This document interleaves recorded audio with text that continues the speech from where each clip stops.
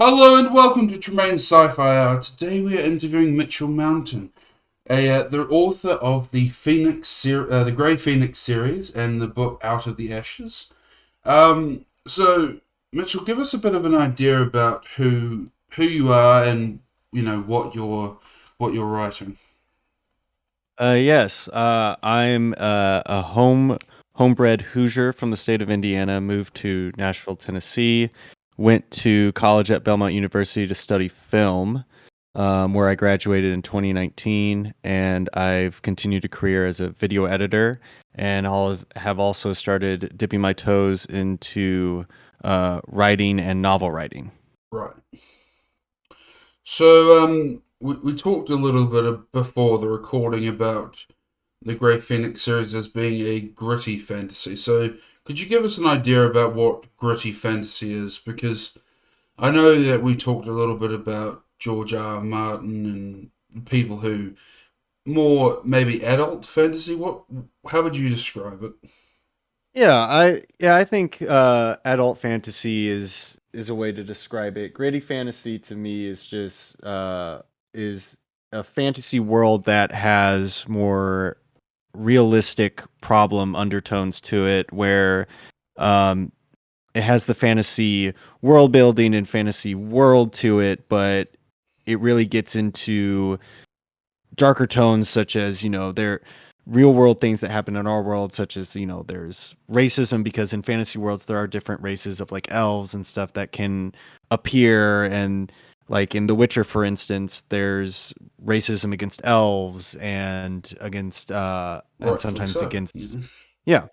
And so just that kind of like grittiness to it, where it's like if we were to live in a fantasy world, it's not like everything would just be super magical all the time. It's like, no, what we deal with in problems in the real world would also exist in this world as So well. something we've discussed on the podcast before is the the idea that the best way to cure racism on Earth is for us to discover an alien civilization where we all just sort of turn around and go, well, finally a challenge.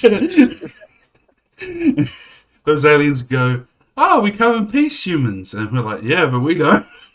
Yeah, we don't. We cock the shotgun and blast. Um, but yeah, that's what you would describe as gritty fantasy, and I suppose there's parallels between. So who actually, yeah, that's something we should talk about. You mentioned George R. R. Martin? Did he somewhat give you some inspiration, or is he just like a who inspired you? I guess is what I'm asking. There are a lot of inspirations when it comes to the book series, but in terms of kind of that gritty fantasy feel, George R. R. Martin's a little bit in there, with definitely in just like kind of the morally gray of his characters, as you follow all these different characters, and there's not really a main like villain. There's not really villains. There's just people with different morality. Right. So that kind of sense. And then also another big inspiration is Mark Lawrence, who's an author that's written the Broken Empire trilogy, which is a great trilogy in my opinion, great books.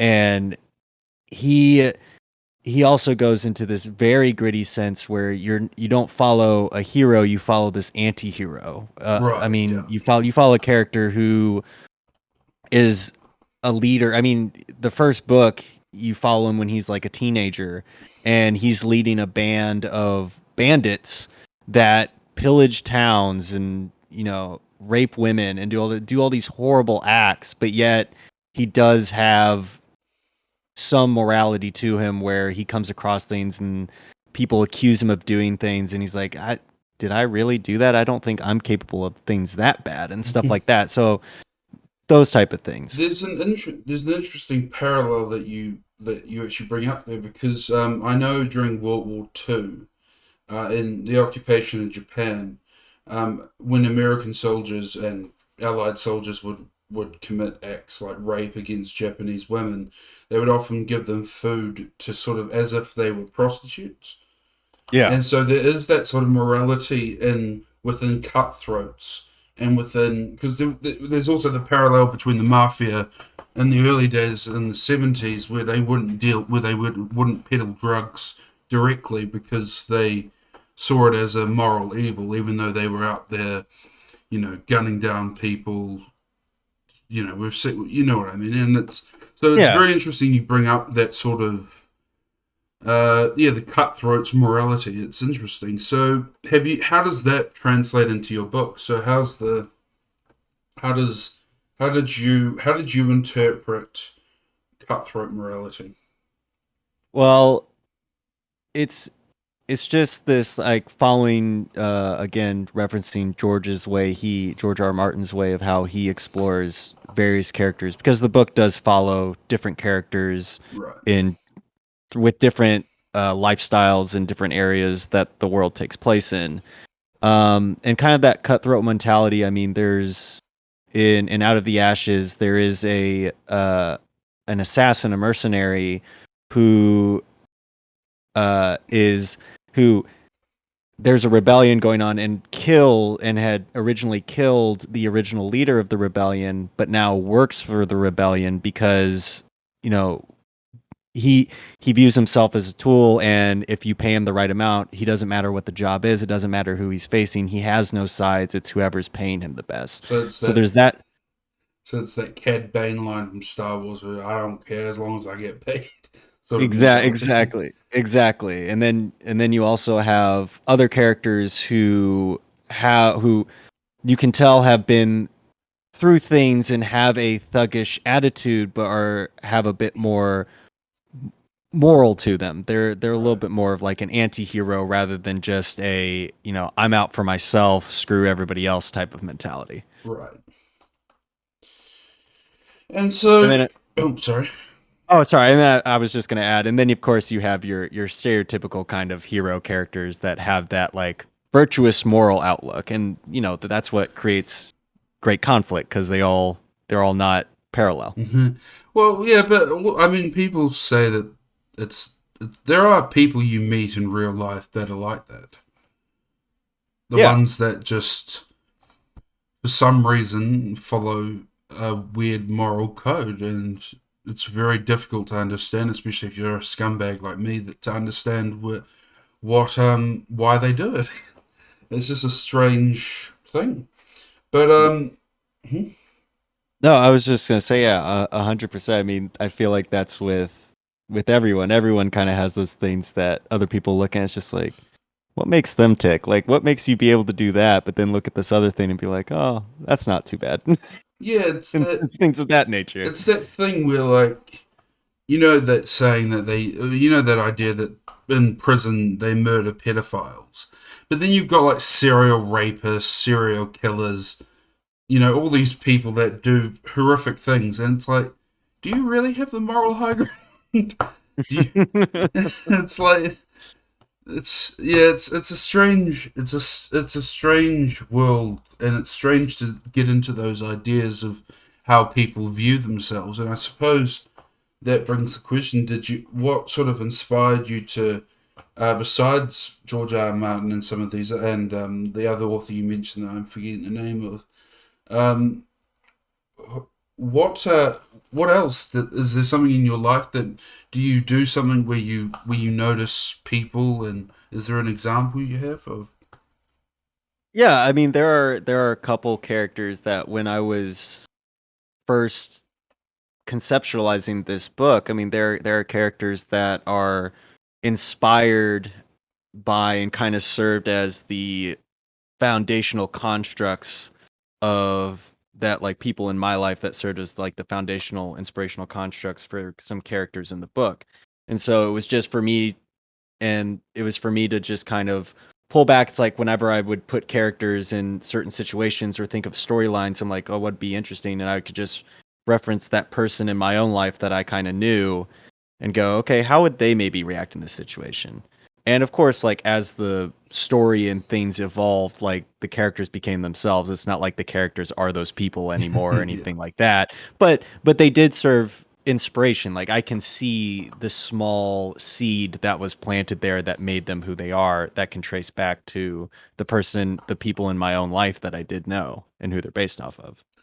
Right. And so you mentioned briefly, very briefly about racism in fantasy, because the idea that humans would suddenly become perfect beings that don't look down on certain classes and don't have these divisions would be quite a strange thing. How do you view the I mentioned before about the aliens being the thing that would unify humanity?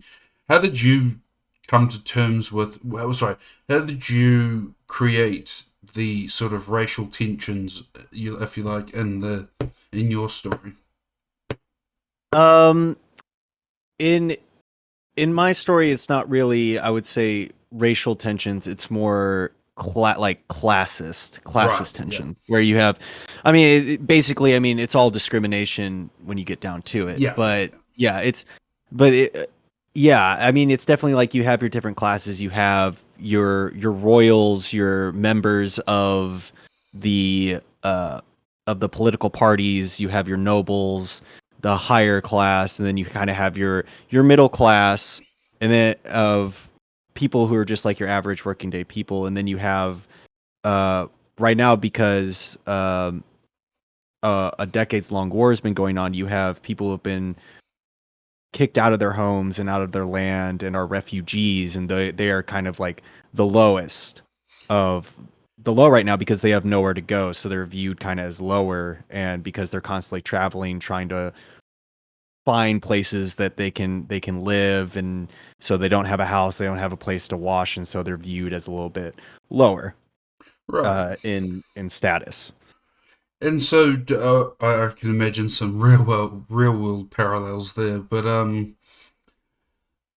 I suppose where did what amount of research did you do into the refugee experience to sort of help with that? Because obviously research still plays a part in fantasy and sci-fi, even though they're meant to be disconnected from the world. You still need a bit of realism in there to keep things anchored. Yeah. What sort of did you have someone that you consulted, or was there sort of like a understanding you had with the refugee um, people? Word, yeah. I kind of just I didn't have someone I could consult, but I did do my own research and stuff into a lot of the history with just like a lot with like the slave trade and things of that nature, and then also just with refugees of war. I mean, like the war going on with Ukraine, it was like kind of ironic when the book launched, and then the following year the invasion of Ukraine happened. I'm just like, wow, that's kind of nutty because it feels like I just kind of wrote about this. So it was just an interesting experience in that. But yeah, I mean, I would just like, I think history a is a big stepping stone in just understanding those things. Where I would just look back at past wars and people who were effective and try and find articles and other material that just like talked about that experience of what people would live through and what it was like for them and stuff, and try and think, okay, well, how could that apply to this circumstance that I'm trying to create? Right. And so, what can you give us no? Sorry, I don't know. I don't. When I say this, I don't mean it as you've taken directly from it. What sort of era you would say if there was a parallel for humanity? Yeah, a What hundred era? percent. I'm Yeah, easily. I mean, when you read the book, a lot of people tell me it's not typical fantasy because I wanted when I created this world to have a fantasy world that was going through an industrial revolution. So Oh, this is very like 17, like if you were to think of a time period, it's like 1800s, kind of with a fantasy twist to it.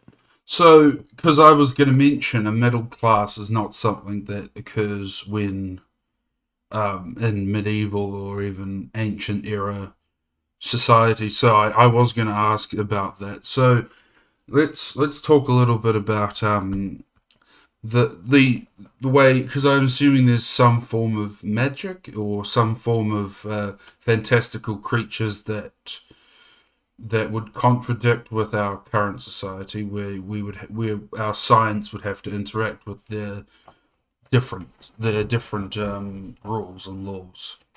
Yeah, I mean, the magic in the sense of in the first book, it doesn't dive too much. In the second book that I've been currently working on, it delves more into understanding kind of the magic system of the world. But when I say magic, it's not your like Harry Potter magic or anything that. No. The magic in this world is much more of this inner spirituality type of thing. Would you describe it as more of like a force, sort of, maybe without Yeah, the magical abilities, just yeah, more of a force, sort of? yeah, a little bit like how to use the force as an example, like how a Jedi or force user can use the force to enhance Abilities. enhance attributes of their abilities of their body. It's a similar type of thing Right. um in that sense. So yes, and that's kind of the magic we're dealing with. And of course there are, and I mean, and there's a technological development that is mentioned in the first book. Definitely, it's called a rev implant, which is meant to kind of, because it is a challenging thing to try and achieve that magic system, that what I call the um what they call it, which is like the potential strength within themselves. They call it their inner potential. Right. And it's a very hard thing to achieve and master. So to circumvent that with the emerging technologies, they created what's called a rev implant, which is just a small thing that they implant to someone's body, which pumps toxins throughout their body that enhances their abilities.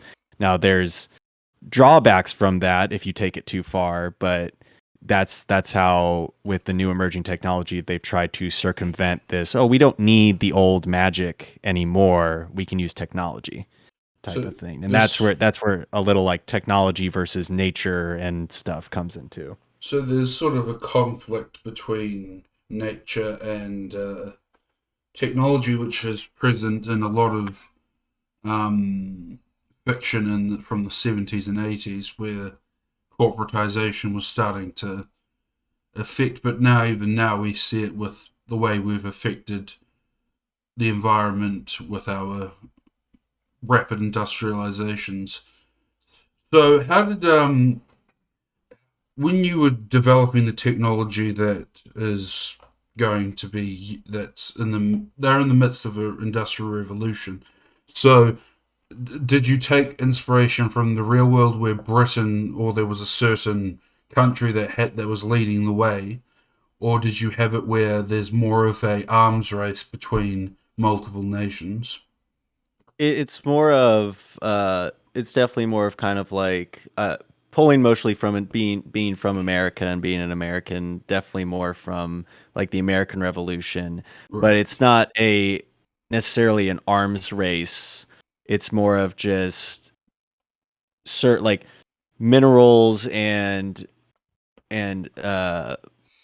like minerals and new developments, and that oil is being found, and like these new discoveries of new materials, and then what can those materials be utilized is kind of what's being right. discovered, So it's in a and discovery how sort we can of. utilize it. So it's in a sort of discovery renaissance right now. Yes, a Right. little bit. It's a little bit past that because it's funny enough, like I've had someone tell me, they're like yeah, it's, I read it and it's like fantasy, but then the characters hop into, which is, they don't call it a car, but it's essentially a car. And I'm like, yeah, I mean, that's kind of the point. It's It's a it's a mixture, little, yeah, a little steampunk is thrown in there. a little bit of A little steampunk. bit of steampunk. So give us an idea about. We'll just move from the book for slightly because I'll come back to it. But give us an idea what you were watching, reading, observing as a child. What kind of fiction you were consuming? What kind of books you were reading? What kind of shows you were watching? Because I know for me it was a lot of World War II things which influences me. But for you, perhaps there was a different thing. I know that you mentioned in a previous conversation we've had about your father having you journal your day's events to help with creating a love for reading and writing. So what else inspired your current work? Well, like going back to early childhood, I mean, a lot. There was, I mean, back then, as just a kid growing up, in the early 2000s, pretty much. I grew up, if we're talking about like TV shows and stuff, of course, I grew up watching Cartoon Network, and with that, in the late nights was Toonami, and Toonami was kind of the what was like known as the anime time for American audiences, where Right. you could watch anime like Bleach, Dragon Ball Z, Naruto stuff. And so being a kid and just seeing that kind of stuff, just that was really cool, and that definitely kind of influenced. And I mean, because I still watch some anime, I read some manga, so it's like that's definitely influenced me in a way. Um, Yeah, I've also, of course, like being growing up as a kid for books, I read Harry Potter, was a big Potterhead. My family had a collection of gave me a collection of like Aesop's fables, so old Aesop fables tales that I've read. I've also was reading Goosebumps at the time. The nice little Goosebumps tales. So, and then also just the Star Wars Legacy books. I can't remember what they've called them now after Disney bought them out and said Um, they're no longer canon. it's Legends now, isn't it? Legends, yes, yes. I used to have a couple of those books and read those, and I always loved those so much. And I was so disappointed when Disney bought and said those are no longer canon. I was like, oh, that's such so great content though. so did you watch the Clone Wars growing up? I did watch the Clone Wars growing up. I even remember the 2003 cartoon version of the Clone Wars, Oh, which is amazing. oh God! If it was in the style of the later Clone Wars one, I would have probably preferred it. But that style of animation is just I don't know why I can't come to terms with it. But it's just it It's very looks so weird. yeah, it's very. I don't know if you've ever seen the show Samurai Jack, but it's a Yeah, very similar animation style. but so because I was talking with someone, and there Rebecca Fincher. She'll be her interview will appear later in the year, but we were talking about how a lot of people don't know that Darth Maul survived, or that they don't know about all sorts of things because Star Wars never, the movies never get into it, the TV shows do. So if you were to, and this also, I'll also ask a second question from that. If you were to be offered a movie deal like George, well, okay, if you were to be offered a deal like George Lucas was offered, would you take it? Because there's obviously the artist in you that thinks, well, there might be the artist in you that thinks, this is my baby, I don't want Disney turning it into a blockbuster. But then there's also the practical element, which is, that's a lot of money. Yeah, yeah. I have a good friend who's asked me this question multiple times, and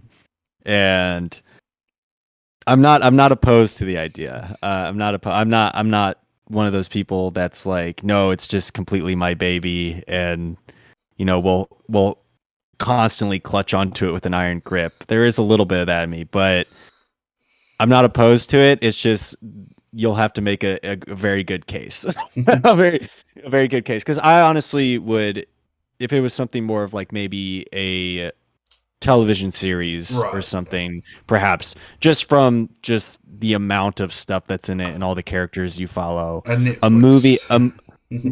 Possibly a Netflix or HBO original series, something like that. I would be more akin to do rather than a movie. If you were to try and sell me on a movie, you'd have to make a very strong case and make me believe, okay, you can make this happen in about two to 2.5 hours and make it make sense and get everything you need to get in there. Yeah, and so I mean, there's lots of things I could ask you about that, but what what if, because obviously we're a sci-fi podcast. If you didn't, if, you, if the name No, didn't, if the name didn't give it away, yes, but is yes. there any sci-fi that besides Star Wars that sort of influence you? Because we've done a biography of George Lucas, we've done biographies of different authors. Have you have you found help in any of the science fictions, or is it mainly Star Wars with the whole Force? The interpretation of magic being less of a what's the word? Magic being part of the universe rather than dominating the universe. No, for sci-fi for me, I'm a huge fan of Blade Runner. There another a sci-fi book I've read is Feed by M.T. Anderson, which I believe is a great book. I've pushed people on that book so many times. It's a very simple read, but it's very good. The ending is just heart-wrenching. Um, yeah, no, Blade Runner is definitely one of my top like inspirations, especially when it comes to sci-fi. There again, that's that type of world that has that grittiness that I like, where it's like it is sci-fi, but it has that real world like pull to it, where it's like, yeah, if technology was to advance, it wouldn't be something like Star Trek where it's utopian. It would be like this, where people people still view each other as crazy, and there's all these problems still exist. They've just been heightened more by technology. Technology has not helped solve them. Because we see that in Star Wars, don't we? We see the slaves, we see slavers, um, we see drugs, we see crime, we see people who have nothing. We have a republic that is constantly gridlocked, which I can't possibly think of an example of an example in real life. But how is that? How do you represent government in your books? Because obviously, in the Industrial Revolution in our time, it was very much a bourgeois with, well, sorry, a upper class benefit, with the lower classes starting to realize that they were in for a long haul. So, what was your sort of interpretation of the government in the Grey Phoenix series?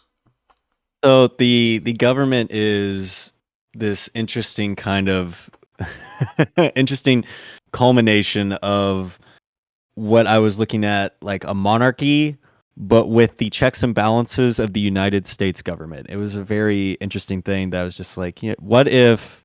Because in the history of the world, there was a king who is known as Herod the Tyrant. That he's Herod the Tyrant. He was a tyrant and ruled over the people and was viewed unjustly. And it actually was his younger brother that turned on him and took the throne.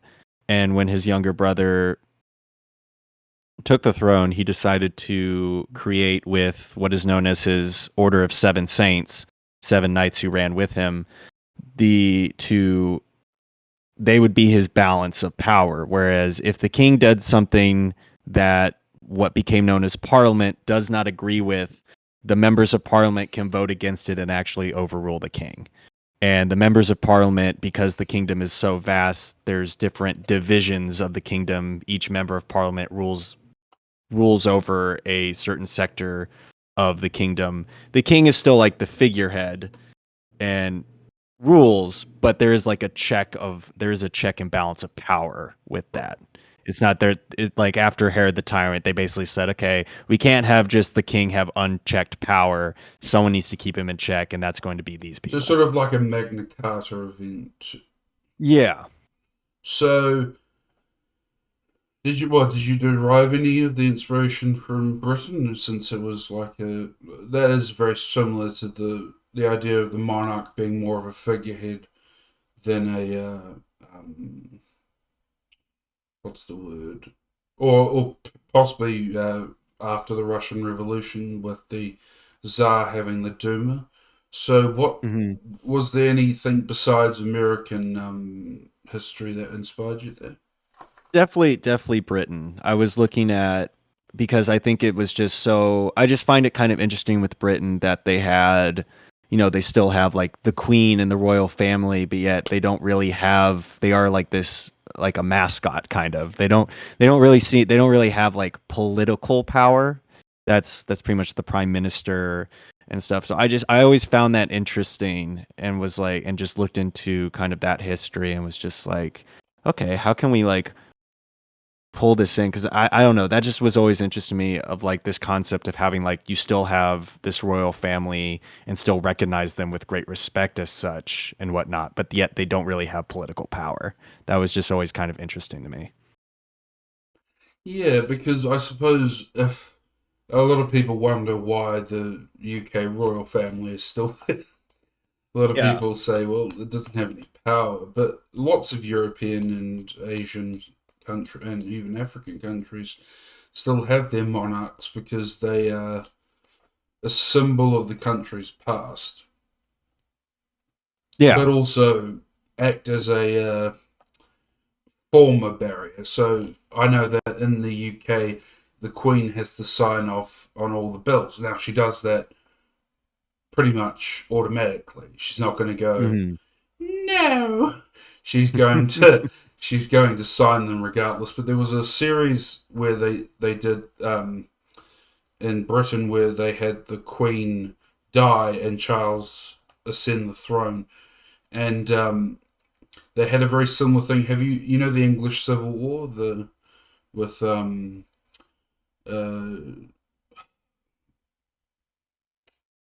I can't remember his name but basically the king demanded dissolve parliament over a law that they were trying to bring in. Cromwell, that's his name, Oliver Cromwell, and basically the UK fell into a civil war, and so they did something very similar in that TV show, where the where King Charles basically says, "I'm not signing away on this bill," and dissolves Parliament. So yeah, I suppose there's still checks and balances, but they're more archaic now than they have been in previous times. Yeah. So with your monarchy, what is it? Hereditary? Is it what is the monarchy? How does succession? Because succession obviously plays a very big part in the success of a monarchy and its survival. So how did you come up with the monarchy's um, S- succession system?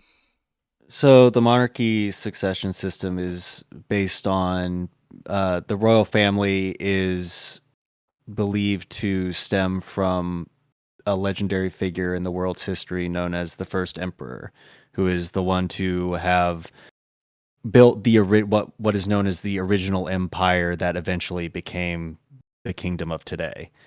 And so they are believed to be pretty much direct descendants of him, and that's how like the royal bloodline flows. There's even a system put in place where because there are like noble families, or at least when the book takes place, there were noble families that were related to the royal family, and so it's like, let's say a condition happens where members of the main royal family were to die, the chancellor, which is the head of kind of like the parliament side of the government, Right. is granted emergency powers until they can reinstate someone from the noble who they know is a descendant of that direct bloodline. Yeah, giving a chancellor emergency powers. It's a scary thing, and that's what the second book kind of gets into that, where it's like you have people kind of playing, and this is where it stems definitely from Game of Thrones, playing some political games, trying to edge things out with the manipulation of of the movement of power within the royal family and stuff. So there is an element of well, there was obviously if you were to draw a real life comparison, it'd be like Alexander the Great, and then Egypt, and then Genghis Khan and the Khanates that existed afterwards. So you sort of have like a figure that did a lot of great things, and then his descendants have basically been the. Is that sort of what you're Yeah, talking yeah. about? Yeah, pretty much. It's you had this one great figure, and they just the descendants are viewed as because they come from that bloodline. It's like, oh, of course, like they have to uphold. I mean, with after Herod the tyrant fell, it was like, okay, because we've respected in the past, we still respect this bloodline. We will still have a king and a monarchy, but we will just have like checks and balances of power. Right. And so I suppose the next question I have is what what do you have, because there was someone we interviewed who said they had inspirations from images. Is there sometimes where you'll be like going through, I don't know, like Instagram or something, and you'll see something and you'll think, oh, I can see how that would fit in with my world, or is there a visual element to your writing process? Oh, definitely, there's visual elements to my writing process. The number one I can think of is there is a place in the world that like has this beach, and on the beach has these like uh kind of like giant rocks and boulders just embedded into the sand along the shore, and that stems from uh I interned in LA over a course of one summer when I was in college, and we went to a place called El Matador Beach, which just had this sheer cliffside going down to the actual shoreline, and on the shoreline was just these giant rocks and boulders that you could sit on and climb on that the waves would crash upon. And I just remember just kind of sitting on the beach and looking at that and just being like, that would be a cool thing to have like in a book or something. And then I just like I took a picture of it, and whenever I would write for that place, I would just always look at that picture just to keep that in my mind. And I've done it with anything, but that's like the number one that comes to my Yeah. mind for some reason. It's just so ingrained in me because I just like remember sitting there just captured by how beautiful I found it to be. And so, also on your writing process, how do you form your? Because we're not going to ask you where you get your ideas from. I think we know. I think. Well, I'm an amateur writer as not as well. What's the word? I'm an amateur writer, so I know that's not a useful question. um, but where where does it start for you? So you get this little nugget of an idea. Maybe there's like a character or something that gets caught in your head, and then it starts to formulate. What do you do? What did you do with this? Like, for example, where did the Grey Phoenix start? Where does the series start? Did it start with a character? Did it start with a scene? Did it start with a? What did it start with in order for you to start? I should start quite a bit there. Start going down that line. It really started with a scene. It's a scene that has now become kind of like the grand climactic, almost ending scene, so to Yeah, speak. yeah. So Um, we won't go too much into that. we Yeah. won't go. I won't go into too much of what that scene is, but yeah, it just started with that scene, and I was kind of like, oh, that would be, and just thinking about the two characters involved in that scene, and just being like, okay. And then I always say it's like people always ask like, well, where did it start? Then how do you get here? It's like you just keep asking yourself questions because like I was thinking about that scene, I'm just like, yeah, that would be cool, but how do they get there? Why are they doing this? And then it's just like you start building from that. I mean, like they're the capital city of the world. Alistair has this like wall surrounding it, and that was just something that was like, man, I want to make. I was just like, I want to make a city in the world that has this giant wall around it. But then I had to sit there and ask myself, okay, but why does it have the giant wall? Why would they build that? And then I had to figure out and build in the world's history of like, okay, why does this wall exist? When was it built? Why was it built? All this stuff. And it's just like you keep asking yourself questions, and when you can answer those questions, just it kind of just builds itself. The puzzle Yeah. pieces start to fit in, and you just go, "Oh yeah, that's why." And then because of that, this can happen, and all this stuff. It's like it all starts to connect. It's just a wild roller coaster once you start going down that road. And how pissed off were you when you found out you can't put most of that world building into the? Because I also I'm doing a sci-fi series, and I designed all this stuff, and I thought, oh yeah, I'll add this in. And then I watched a few, I think like Jenna Moresi or some of the other writing advice channels, and they're like, do not info dump. And I thought, well, what the fuck do I do with it? It's yeah, I wasn't really pissed off about it, at least for me, because like for me, it's just like I'm the type of person that I always like, and my friends know this about me, and they hate it about me because they'll ask me about things about the book, trying to glean hints about what can happen, and I just leave these little nuggets here or there, Right. and it's like, it's something you can come across that like when you first come across it, you'll be like, okay, whatever, you just go by it, and then the little nugget that it's a part of will come up, and you'll be like, hold on, you go back to it, and you're like, oh, son of a bitch. Yeah. Damn so, it. so that's for me was like I didn't get pissed off because I just looked at it as like, oh, look at all these things that I don't have to info dump, but Oh yeah. I can leave little eggs and make people go, well, hold on a second, what does that mean? What is this about? And Because then people have them ask questions. the classical writers like Asimov. I've got the only reason I bring him up is because I've literally got a book of short stories that he's written, and the startings are always the worst, aren't they? Because you read them and they're like a thick, like 3 pages of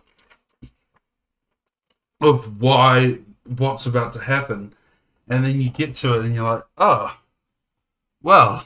Then you finally get to the story, and that's where like the good stuff starts. But people think, oh yeah, that's just sci-fi and fantasy. No, if you read some of the original Shakespeare plays, they literally have the entire plot, the entire starting of the setting of like Romeo and Juliet, and then they have a dick joke, and then it starts. So yeah, it's amazing how authors used to be able to get away with it, and Yeah, now we're shackled. yeah, I think it's also just changed. I think part of that has changed with just how these things are presented.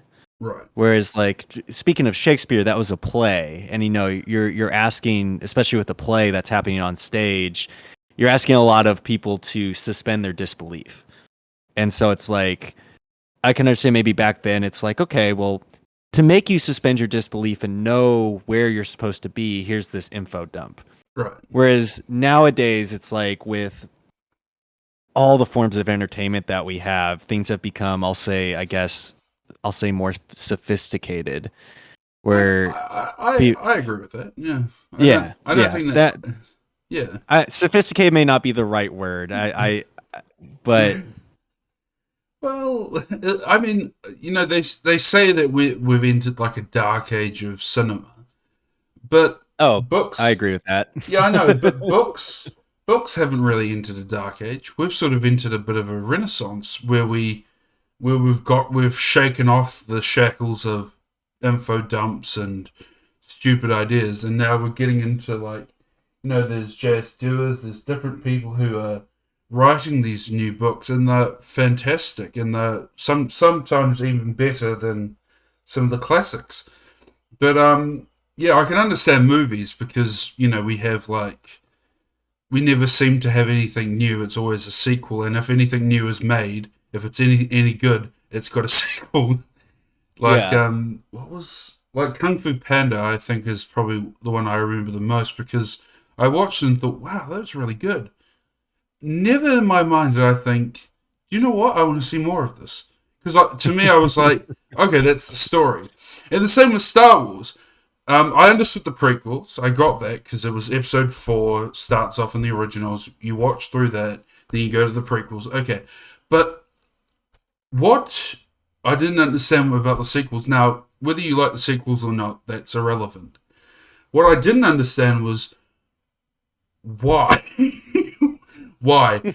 It doesn't, because it's all wrapped up. It's all wrapped up in a nice little bow after that. Because the Emperor's dead, Darth Vader's dead, the Empire's destroyed, the Death Star's gone, Luke wins. There's probably a new Jedi Order, the New Republic, and yeah, everyone's happy. But in Oh, order to do that, in order to make a new trilogy, you sort of have to take a sledgehammer to the original ending and just sort of undo all that. How did you yeah. see it though? Well, I mean, in it definitely in today's age when it comes to a lot of TV and definitely movies, it's just kind of.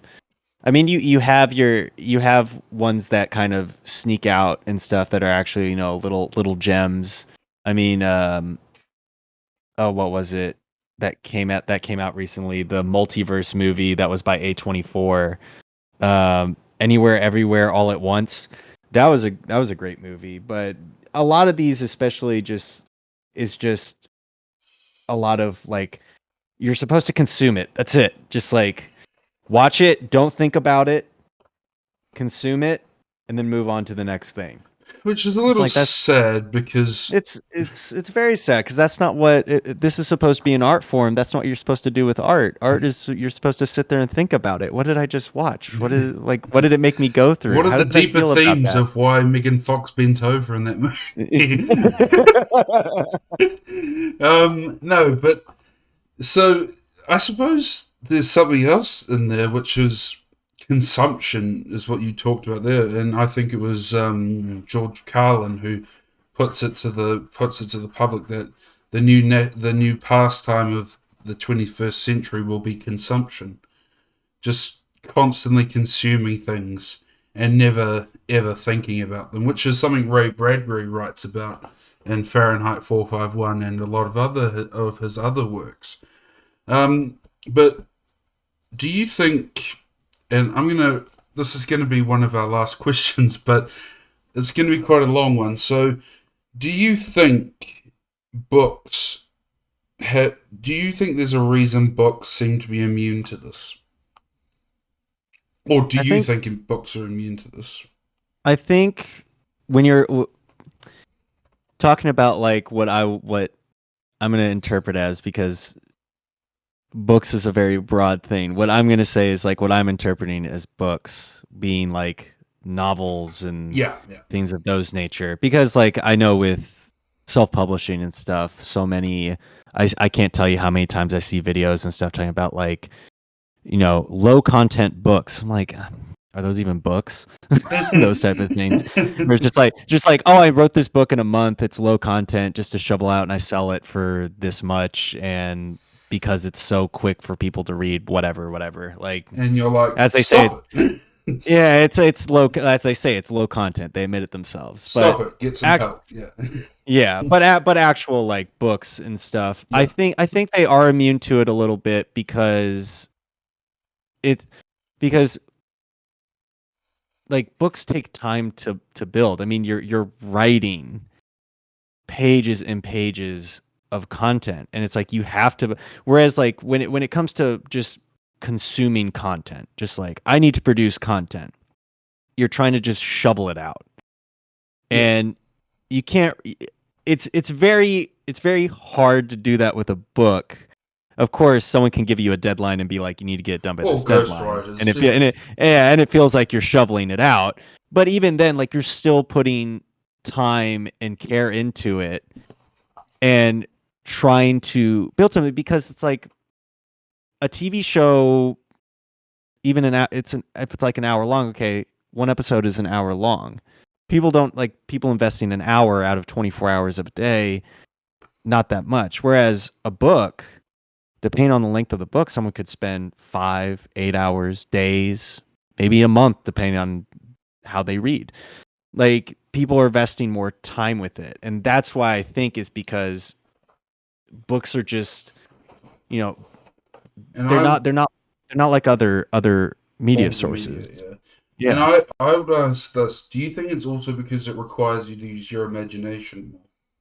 Oh, 100%. I mean, one of the things that like I was what was that? I was reading something from uh I was reading something from a book from a writer, and they said that, if I say she wore a crimson polka dot bathing suit, well, and that's all I say, how are the polka dots fashioned? Where are they fashioned? What shade of crimson are you actually, I say crimson, but what shade of red are you actually envisioning is crimson? Like, you're still left to so much for you to visualize. It's not like the writer is saying like, and the polka dots are exactly 3 inches apart from each other. It's like, no, you can imagine whatever. You just know it's polka dot. You don't know how big the dots are, how much space they are. Like, and to a you're still degree, putting. Yeah. you don't care because the Yeah, image in your head is all you care about now.